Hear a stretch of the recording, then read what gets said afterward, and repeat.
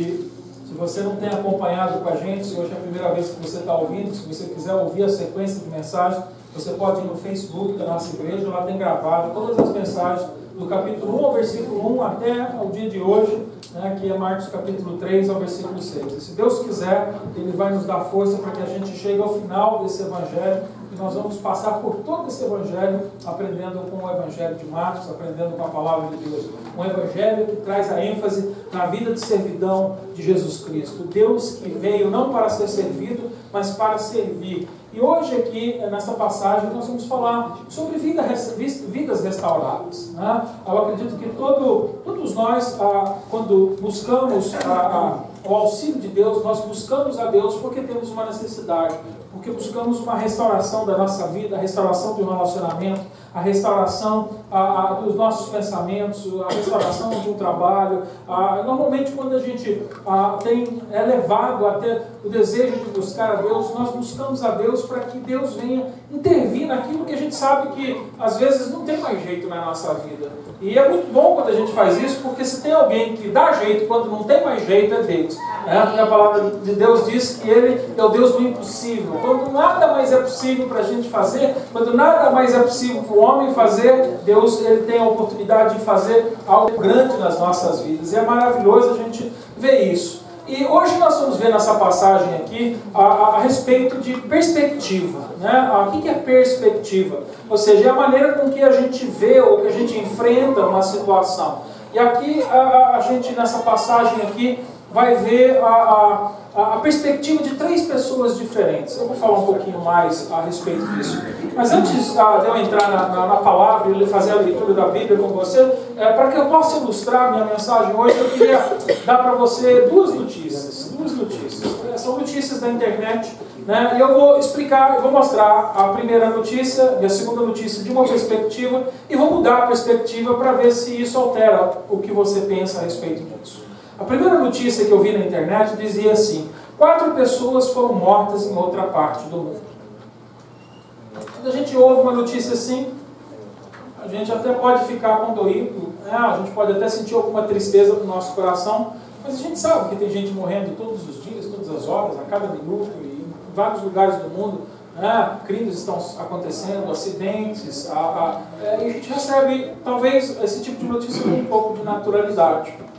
Mas se eu desse essa mesma notícia agora de uma maneira diferente, talvez isso mexeria com você, principalmente se você é uma pessoa crente. Então eu vou dar a mesma notícia agora com mais informação. A notícia real era a seguinte: 4 tradutores da Bíblia foram martirizados no Oriente Médio.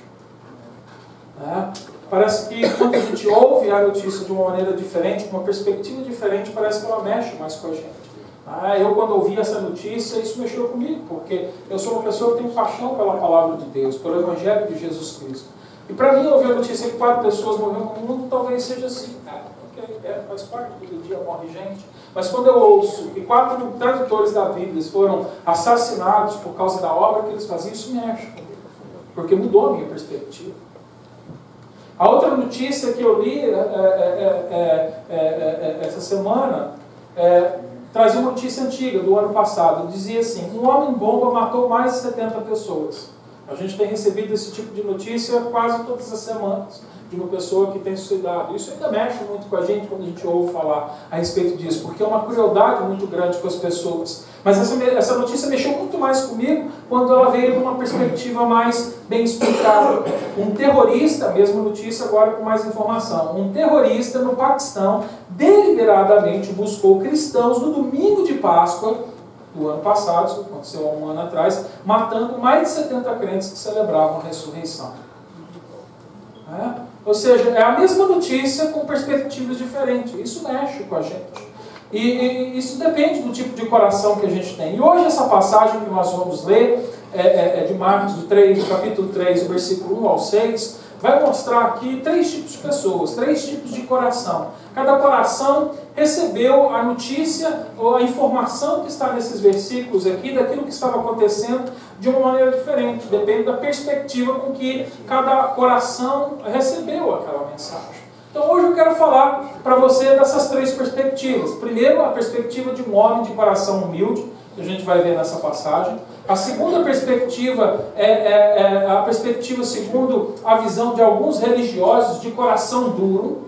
E a terceira perspectiva era a perspectiva do coração santo do nosso Senhor Jesus. Nós temos 3 tipos de pessoas, 3 tipos de coração aqui diante de uma mesma situação e cada uma delas vai responder de uma maneira diferente. Então eu queria que você lesse comigo essa passagem.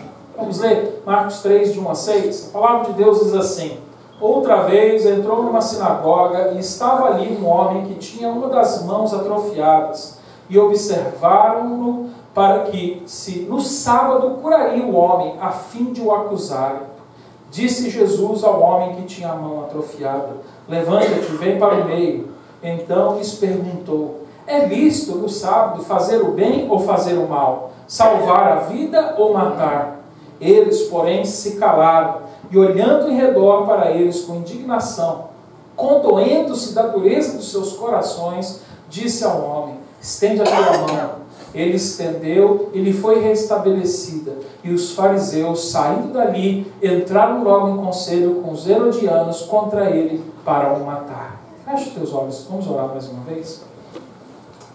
Pai, neste momento nós pedimos que o Teu Espírito Santo leve as nossas mentes, o nosso coração cativo. Porque eu, como pregador, sou limitado, Deus Pai, mas a Tua palavra é poderosa. E o Teu Espírito Santo hoje tem a liberdade de falar aos nossos corações. Porque a Tua palavra nos ensina que é o Espírito Santo de Deus que nos convence do pecado, da justiça e do juízo. Por isso, hoje, Senhor, eu posso ser o melhor pregador desta manhã, mas ainda assim não tenho o poder de convencer ninguém. Por isso, conto com a Tua colaboração, Senhor.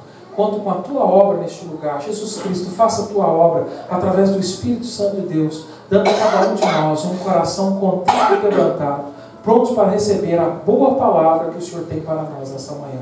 Em nome de Jesus Cristo. Amém. Amém. Amém.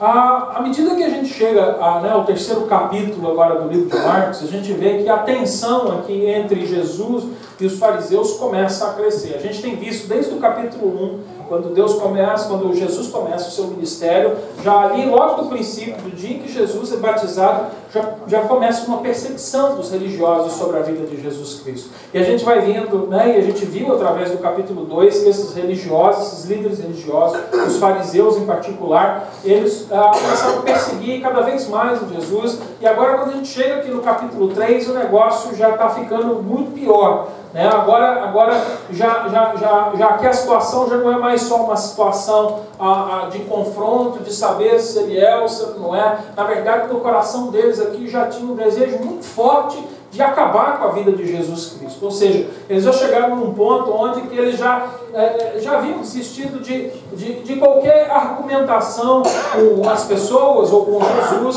Eles já tinham chegado num ponto que a única solução para eles era matar Jesus. O que a gente tem que fazer é matar esse cara, porque senão a nossa religião vai acabar. Porque senão os nossos costumes e as nossas tradições vão acabar.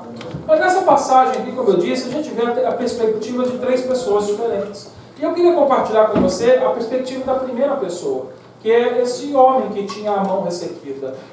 Você pode perceber nessa passagem que ele era um homem que tinha um coração humilde. Um homem que aceitou, que submeteu aquilo que Jesus o chamou para ser exemplo diante da congregação ali. Existem alguns estudiosos da Bíblia que dizem que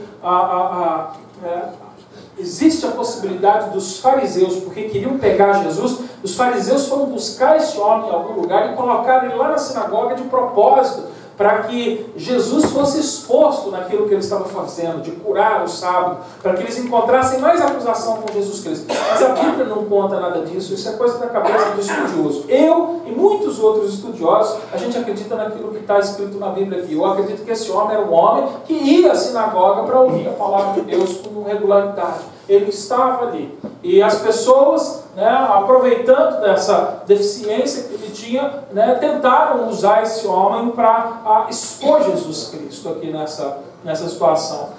Então ele era um homem que tinha a mão atrofiada, a sua mão atrofiada, mas graças a Deus a gente observa que o coração desse homem não era um coração atrofiado. Ele tinha algumas qualidades interessantes que eu acho que são qualidades que uma pessoa que quer desenvolver um coração humilde precisa desenvolver. A primeira qualidade que eu vejo nesse homem está no versículo 1. Ele era um homem que estava no lugar certo. Ou seja, a pessoa que tem um coração humilde, uma pessoa que está pronta para ouvir a voz de Deus, para andar com Deus com humildade no coração, com frequência vai estar no lugar certo. Com frequência vai estar no lugar certo. Apesar da sinagoga daquela época reunir também os fariseus, que eram homens tradicionais, religiosos, que já não praticavam a vida com Deus, lá dentro da sinagoga tinha muita gente que vivia para Deus, e com Deus, e com um bom relacionamento com Deus. Então, esse homem que tinha um coração humilde, ele estava ali para ouvir a palavra de Deus, ele estava no lugar certo. Olha o que o versículo 1 diz: e estava ali um homem que tinha uma das mãos atrofiada. Então essa observação é uma coisa boa para a gente. Por que é uma coisa boa para a gente? Porque a nossa tendência, quando a gente está passando por dificuldades, quando a gente passa por dúvidas, quando a gente passa por situações difíceis na nossa vida, a nossa tendência é de se isolar. A nossa tendência é de se afastar do convívio dos irmãos, se afastar do convívio da igreja. A gente acaba se afastando. O nosso coração começa a endurecer por causa das dificuldades, e o coração duro leva a gente a se isolar. A gente começa a achar que a melhor coisa que tem para a gente fazer é ficar trancado dentro do quarto sozinho. E eu vou dizer para você que esse não é o melhor lugar que Deus tem para quem tem um coração humilde e quebrantado. Para isso Ele deu a igreja do Senhor Jesus. Para que no meio da comunhão a gente possa aprender e crescer um com o outro. Para que a gente possa ajudar alguém que está em necessidade e ser ajudado no dia que nós temos uma necessidade. Mas para que isso possa acontecer, é necessário que o coração seja um coração humilde. Porque um coração orgulhoso, ele não aceita ajuda. Um coração orgulhoso, ele muitas vezes, até uma pessoa boa pode ter um coração orgulhoso, porque a pessoa orgulhosa, às vezes ela ajuda muita gente, mas quando ela precisa, ela se fecha, ela se tranca. Ela fala, não, eu gosto de ajudar os outros, mas quando eu tenho meus problemas, isso é orgulho. E orgulho, a palavra de Deus diz que é pecado. Nós precisamos quebrar os nossos corações. Irmão, quando a gente tem problema, a gente precisa compartilhar, a gente precisa pedir ajuda. Nós precisamos desenvolver um coração humilde, porque um coração humilde é um coração que vai ter experiências verdadeiras e genuínas com Jesus Cristo. A pessoa que tem um coração humilde vai ter oportunidade de ter encontros espetaculares com o Senhor Jesus, porque Jesus busca aqueles que estão humilhados, aqueles que estão cansados. A palavra de Deus diz que Ele veio para os seus, mas os seus rejeitaram, e Ele teve um encontro com aquele que era pobre, aquele que estava ferido. É isso, Ele veio ao encontro daquele que tem um coração humilde, e Ele diz, aquele que se apresentar de uma maneira humilde diante do Senhor Jesus, um dia será exaltado, mas o exaltado vai ser humilhado.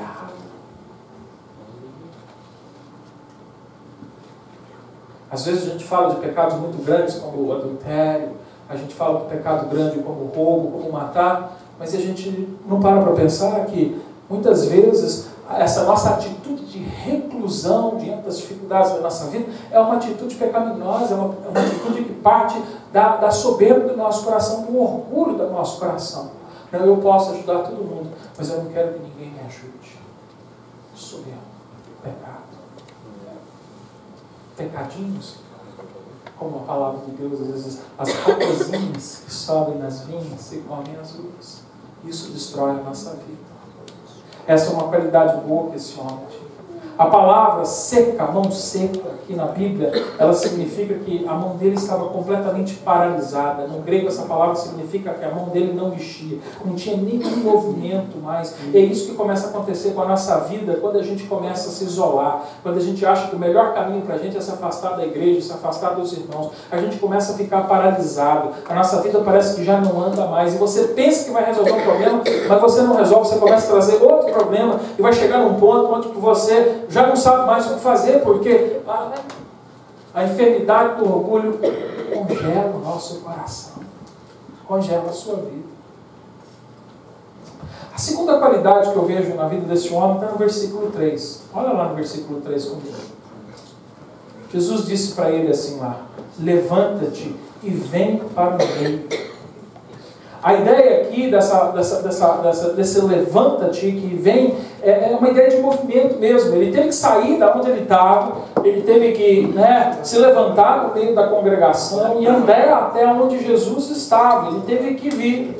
ir até ali. E lá em Lucas capítulo 6, versículo 8, a gente tem alguns detalhes adicionais. É a mesma história. E Jesus lá no capítulo 6, versículo 8, ele diz assim: vem e fique aqui no meio. E aí ele diz, e ele levantou-se e ficou ali. Então a segunda qualidade que eu vejo na vida de uma pessoa que tem um coração humilde, ela é uma pessoa obediente.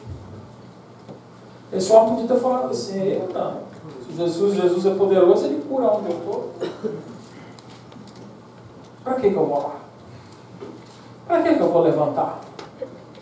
Para que eu vou mover? Jesus é poderoso. Se ele é poderoso, se ele quiser, ele vem aqui e me cura. É lógico que ele é poderoso, ele pode fazer isso, se essa for a vontade dele. Mas entenda uma coisa, querido: muitas vezes Jesus nos dá uma ordem para conhecer que tipo de coração nós temos. Porque ele veio para aqueles que se humilham diante dele. E tem gente que às vezes está precisando de Jesus, sabe que precisa, está lá na reunião de oração, na comunhão do corpo, ou se encontrando com o irmão e confessando um com o outro, como a palavra de Deus diz para a gente, mas o orgulho no coração não deixa ele tomar essa posição. Não, Jesus sabe o que eu preciso, eu sei, eu ando com Jesus. Olha a posição, é o fariseu que era assim: eu sei quem eu sou em Jesus, eu sei quem eu sou do Senhor, então eu não sou igual ao outro. Se Deus quiser fazer, ele vem até aqui e faz na minha vida.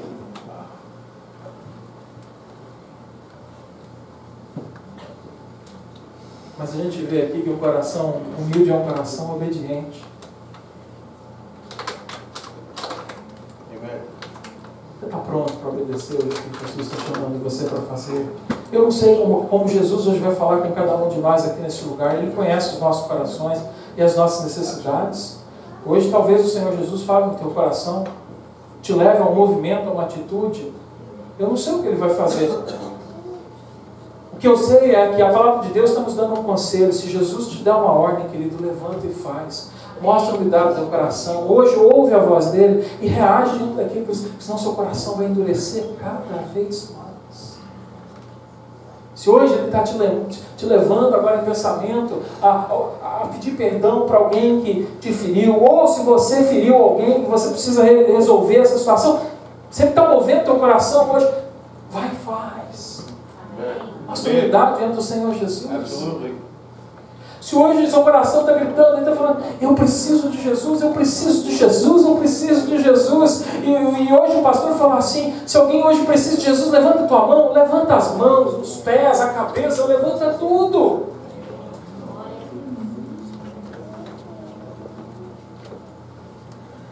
Não faça essas coisas como uma resposta emocional, mas como um ato de humildade diante do Senhor Jesus. Dá ouvido ao que o Senhor está falando com você. A terceira qualidade que eu vejo na vida deste homem humilde é que ele exibiu uma fé extrema. Olha o versículo 5 comigo, vai lá no versículo 5 comigo. Olha lá, Jesus disse para o homem: estende a tua mão. Estende a tua mão. Olha, eu tenho certeza que para esse homem não foi fácil para ele estender a mão dele. Primeiro, a mão dele, segundo a palavra de Deus, era uma mão o quê? Seca. E eu expliquei que no grego a palavra seca significa o quê? Paralisada. Como é que você move uma coisa que está paralisada? Está paralisada porque não tem movimento. Então a primeira coisa aqui que você vê, ele tem que ter fé. Porque se não move e Deus está mandando ele levantar, ele tem que crer que Deus devolveu pelo menos o movimento da mão dele. Ele teve que ter fé.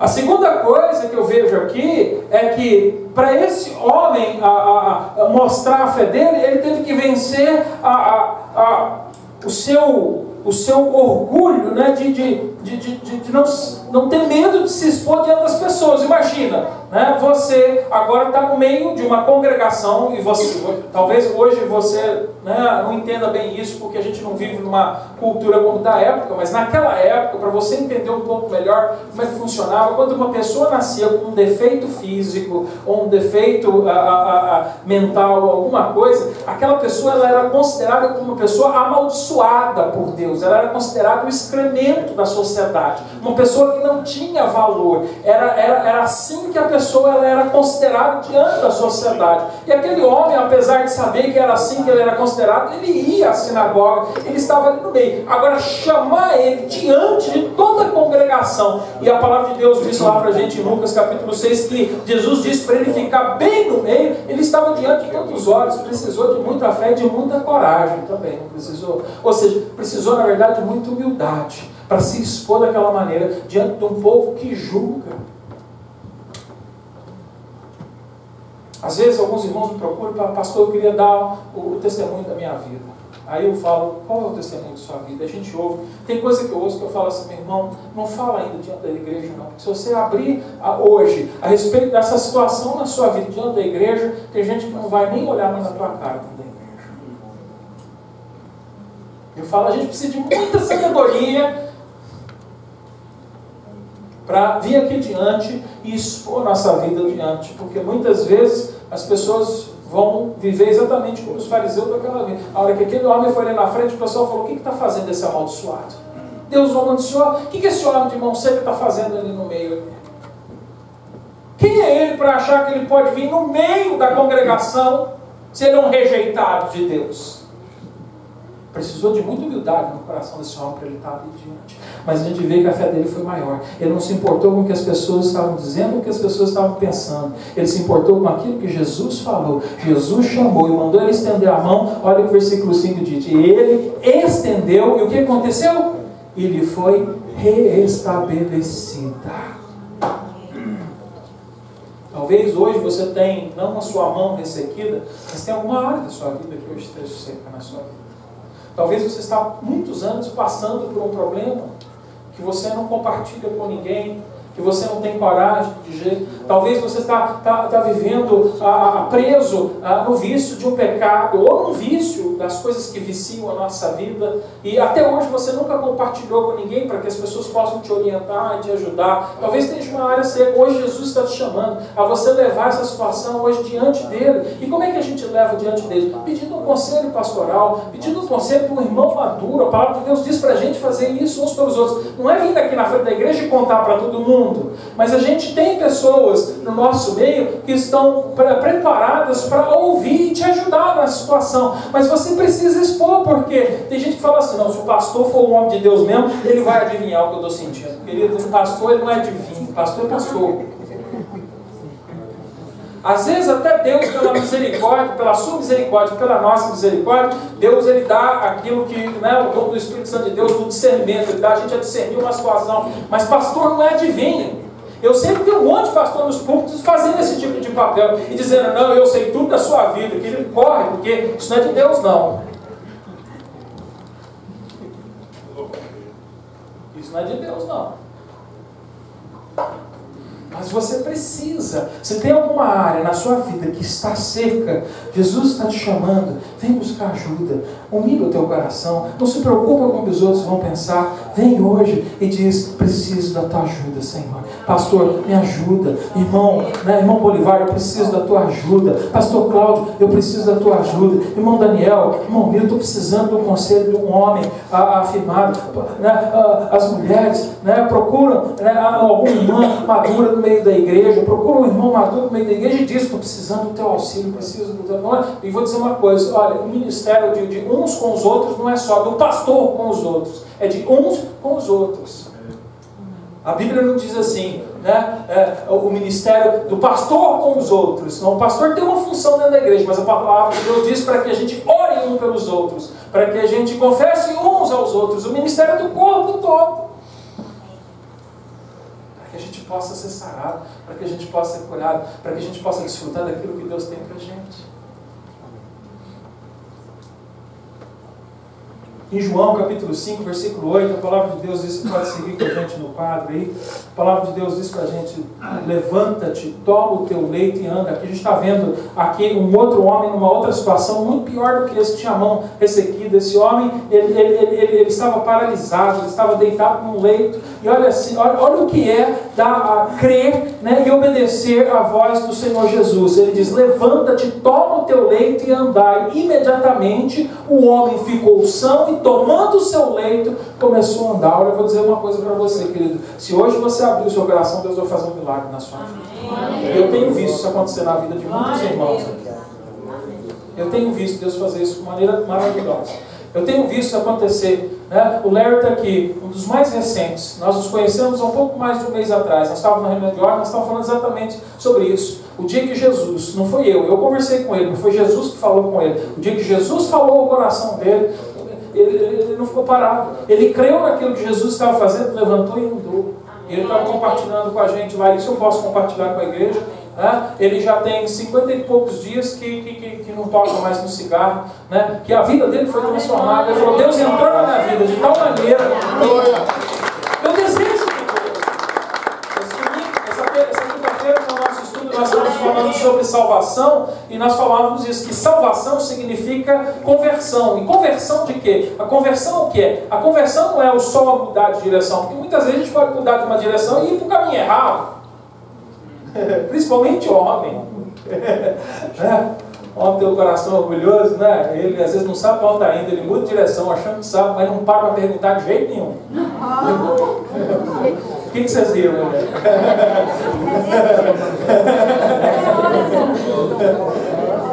Aí lá na frente, quando ele percebe que ele já passou o tempo, que ele está no caminho errado, aí ele dá uma volta e fala: você estava perdido. Não, eu sabia para onde está indo, mas aí eu...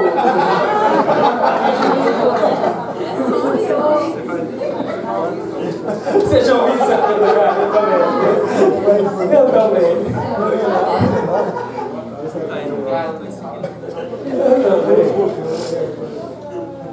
Conversão não é só mudar de caminho. Aliás, mudar de caminho faz parte da conversão. Mas conversão, a definição de conversão não é mudar de caminho. A definição de conversão é mudar de vida, ter uma nova vida.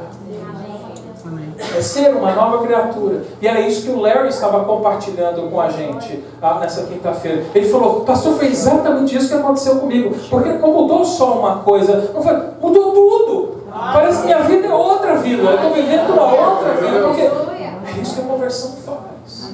Foi isso que ela fez um dia nas nossas vidas. E é isso que eu espero que venha fazer na sua vida, se você não passou por isso hoje. Pastor, tem uma coisa para compartilhar, né? Ele trabalha na companhia e na companhia dele tem um crente também, né?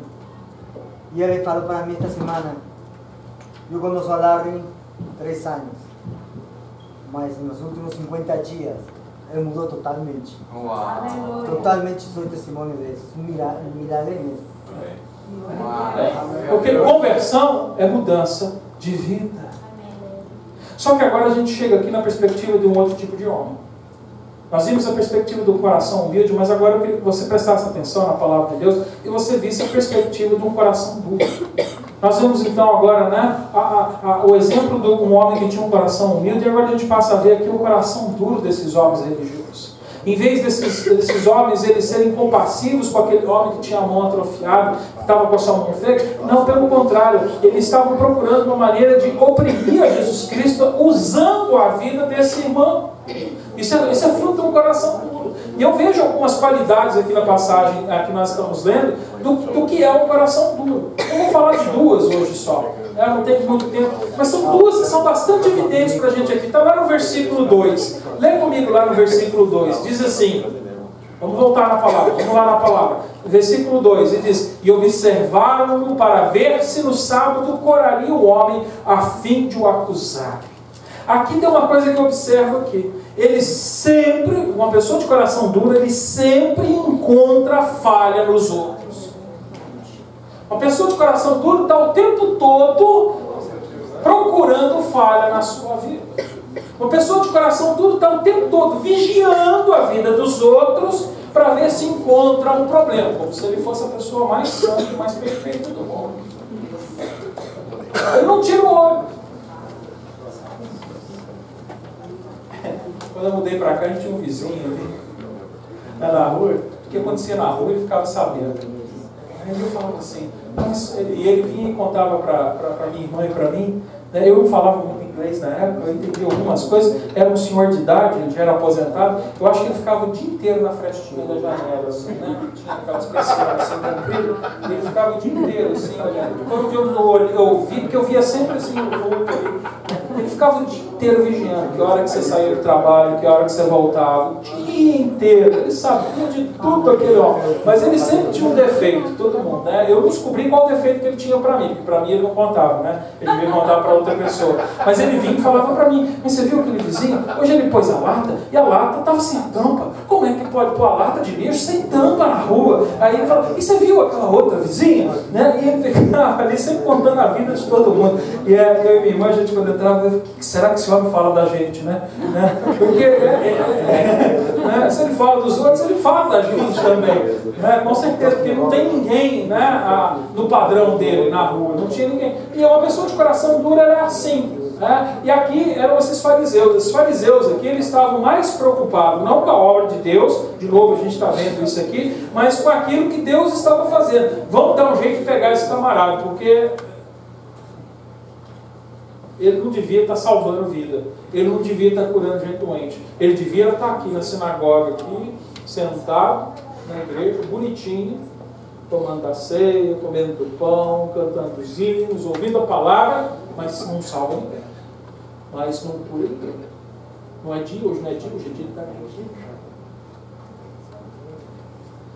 E às vezes a gente está agindo da mesma maneira.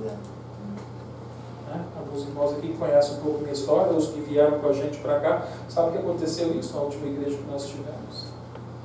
A igreja, quando começou a salvar vidas, um grupo de pessoas se levantou e falou, não queremos vida nova aqui, nós queremos mais vida velha mesmo, que fica aqui mesmo.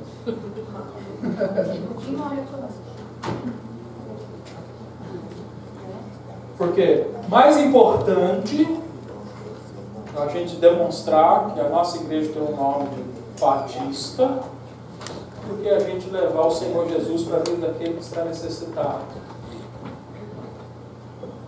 Mais importante é nós guardarmos as tradições. Eu nunca ouvi tanto a palavra durante esse período da minha vida, praxe. É de praxe. É de praxe. É de praxe. Mas não sei como é que traduz isso em inglês. Era mais importante seguir o que era de prática, uma tradição, daquilo que a gente estava acostumado a fazer, do que trazer a vida nova às pessoas. Religião que mata o coração endurecido. E tem, gente. Naquela época, os fariseus que eram assim, eles eram aqueles que sentavam bem no banco da frente.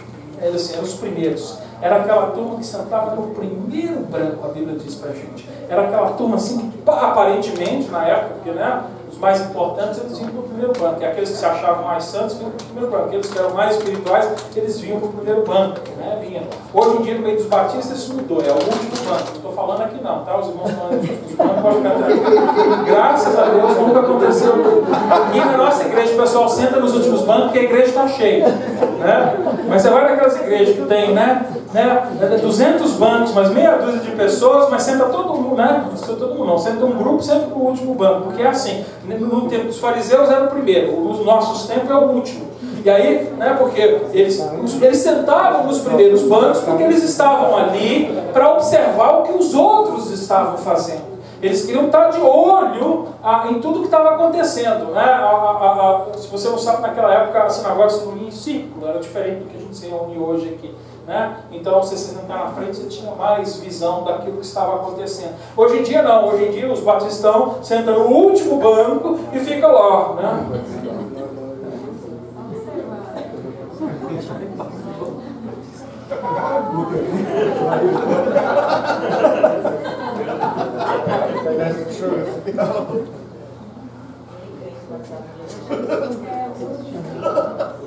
Porque eles querem ver tudo, porque tem sempre uma falha na sua vida. E eles não vão ver. Tem sempre uma falha. Você conhece alguém que está sempre assim? perto de você, quando você dá aquele deslize assim, você está assim, ahá!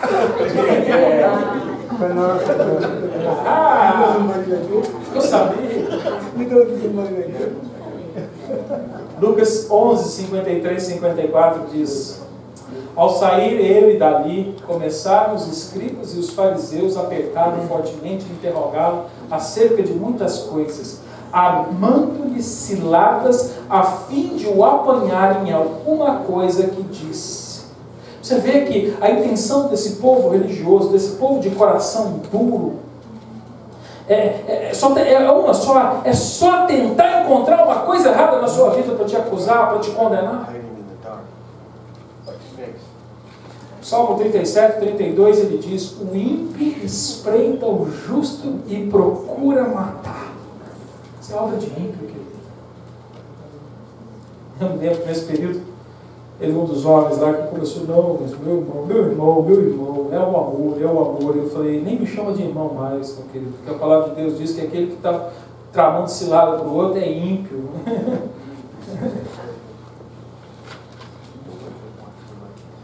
Segunda qualidade desses homens, está lá no versículo 4, que você lesse comigo. Segunda qualidade desses homens é que eles nunca admitem que estão errados. Uma pessoa de coração dura, ela nunca admite que está errada. Versículo 4. É lícito no sábado fazer bem ou fazer o mal? Salvar a vida ou matar? Eles, porém, o quê? Se calaram. A hora que você pega os bichinhos na reta, acabou. Eles calam a boca, eles não falam nada, porque nunca estão errados. Ontem eu estava no carro, né, voltando, ontem eu levei as meninas para passear lá no Six Flags, né? Eu não tenho idade mais para isso. Eu não tenho mais idade para isso. Ontem eu me senti velho. E no caminho de, não sei se foi no caminho de ida ou no caminho de volta, a gente estava com os irmãos da igreja, e a gente estava conversando, e a gente estava contando, né? Eu, quando era mais garoto, eu aprontava muito. Eu fui daqueles meninos que, olha, se tinha um menino que aprontava, era eu. Era terrível. Eu aprontava. Mas eu sempre gostei de estudar, eu fui estudioso, então eu tirava boas notas na escola. Minha mãe, né, e meu pai me deram uma educação bastante rígida, então eu era educado, eu era polido no falar com as pessoas. Então toda vez que acontecia uma coisa que eu aprontava alguma e alguém falava assim: o Max fez isso, os professores não acreditavam que eu tinha feito. Isso não. Esse menino é bonzinho, educado, ele não, e eu fazia aquela cara de santo assim. Não, velho, eu não pagava pelas consequências do meu pecado. Não era pouco. Eu era terrível.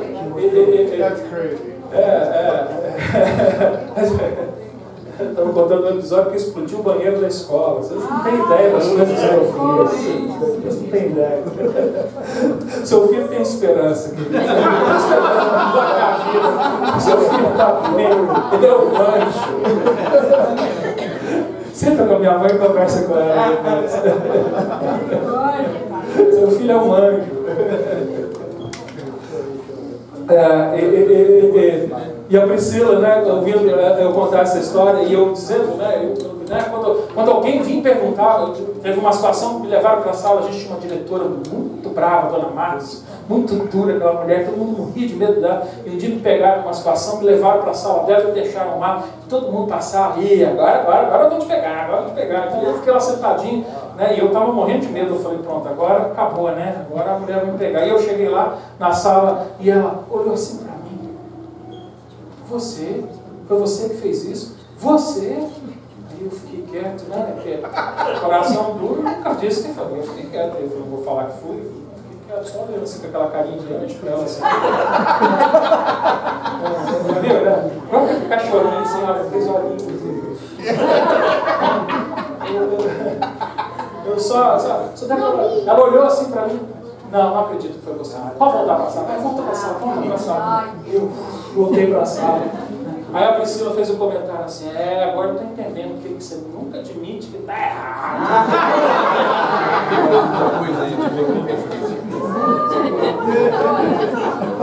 Agora eu sei de onde vem isso na sua vida. E essa é a verdade, querido. Eu era uma pessoa de coração muito duro. Essa é a verdade. A Priscila pode falar, era? Não, né? Não sei. Não, é que ela ainda não entendeu as coisas. Lá em casa sou eu e a Priscila. Se não fui eu, quem foi?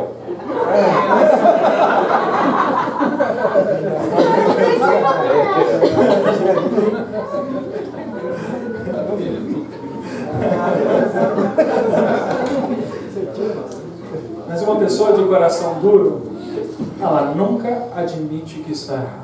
Você vê que Jesus pergunta, olha a pergunta dele, é lícito? O que é a palavra lícita? Agora ele está confrontando esses homens segundo a lei, segundo a palavra da Bíblia, e não segundo as tradições. Ele está dizendo, é legal, porque eles se apegavam à lei de Moisés, eles se apegavam à lei bíblica, ele está dizendo, é legal o que vocês estão requerendo? É legal o que vocês estão fazendo? Eles sabiam que não era legal. Eles sabiam que aquilo que eles estavam vivendo, aquilo que eles estavam fazendo, era pura tradição e não tinha nada a ver com a palavra de Deus. O que eles fizeram?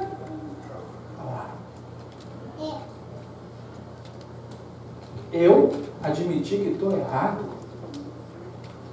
De jeito nenhum. Coração duro. E olha, eu vou dizer, se tem uma coisa que pega nós homens, é isso. O pessoal que fala, pastor, você pega muito no pé dos homens.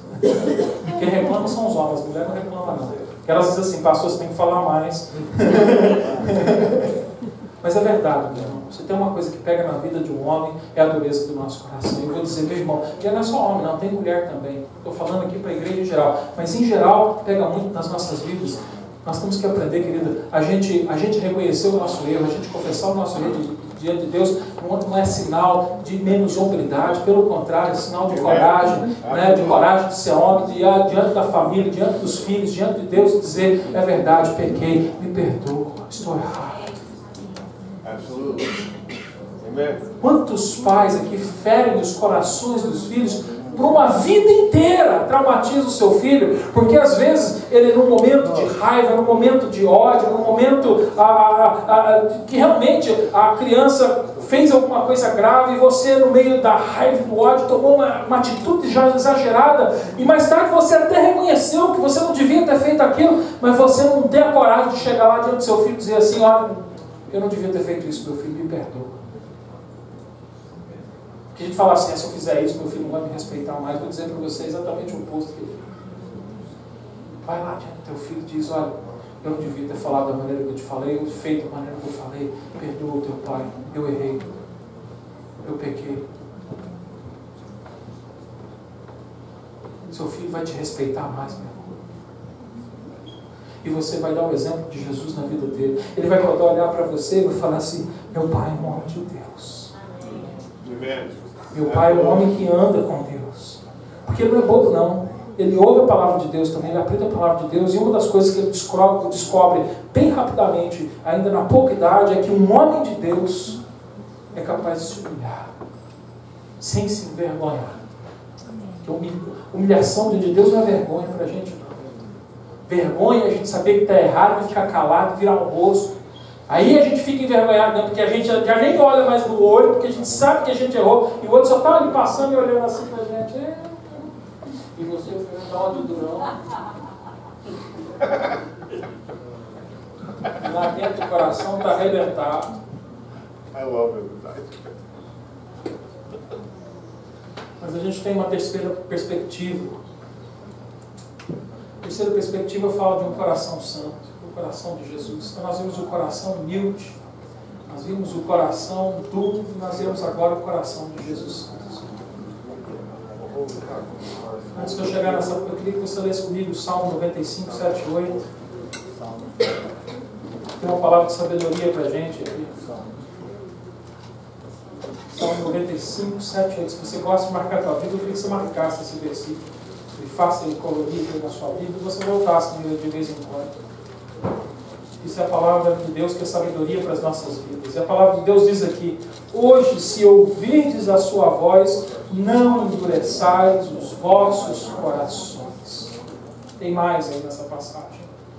Mas eu queria que você guardasse essa frase. Hoje, se ouvirdes a sua voz, não endureçais os vossos corações.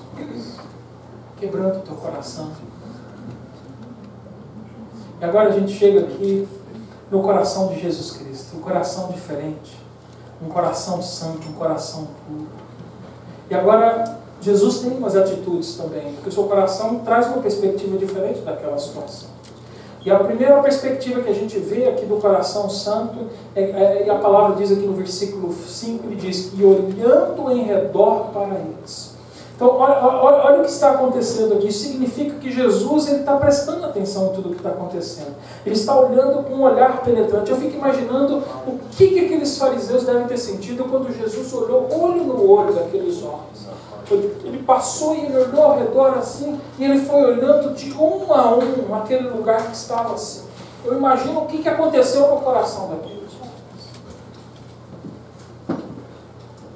2 Crônicas, capítulo 16, versículo 9, diz, porque quanto ao Senhor, você pode seguir na tela comigo, porque quanto ao Senhor, seus olhos passam por toda a terra para mostrar-se forte a favor daqueles cujo o coração é perfeito para com Ele. Vou dizer uma coisa, ninguém aqui tem um coração perfeito, a não ser se nasceu de novo em Cristo. Porque nenhum homem nascido de mulher, nenhum homem nascido na face da terra tem um coração perfeito. Então de quem ele está falando? Daquele que teve um encontro com Jesus. Porque Jesus foi perfeito e Jesus aperfeiçoou a nossa vida.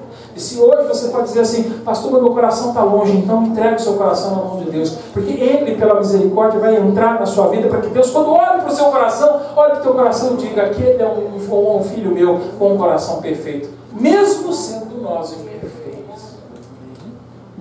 Porque aí Ele não vê mais o meu coração, Ele vê o coração do Filho dele, que se entregou pelos nossos pecados na cruz do Calvário.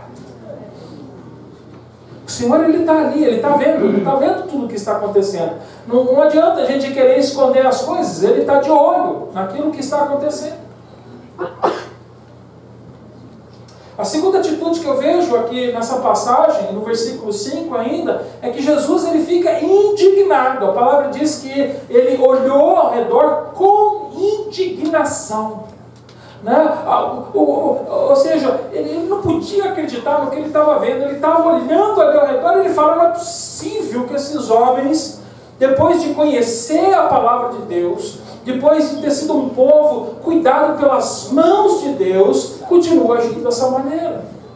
Na verdade, aqui, essa passagem aqui mostra pra gente a única vez, a única passagem em todos os evangelhos que mostra a ira de Jesus Cristo. Jesus aqui, ele se irou com essa situação. Ele ficou indignado, ele estava irado. A palavra de Deus fala muito da ira de Deus. Não fala muito da ira de Deus no Novo Testamento, fala mais no Velho Testamento. Mas aqui no meio dos evangelhos, essa é a única referência. A gente vê referência quando Jesus se irou, quando estavam aqueles campistas lá no templo, mas a palavra é diferente. Essa ira dele não foi como essa ira santa aqui agora, por causa do pecado, né, na vida do homem. Não, ali ele ficou indignado, ele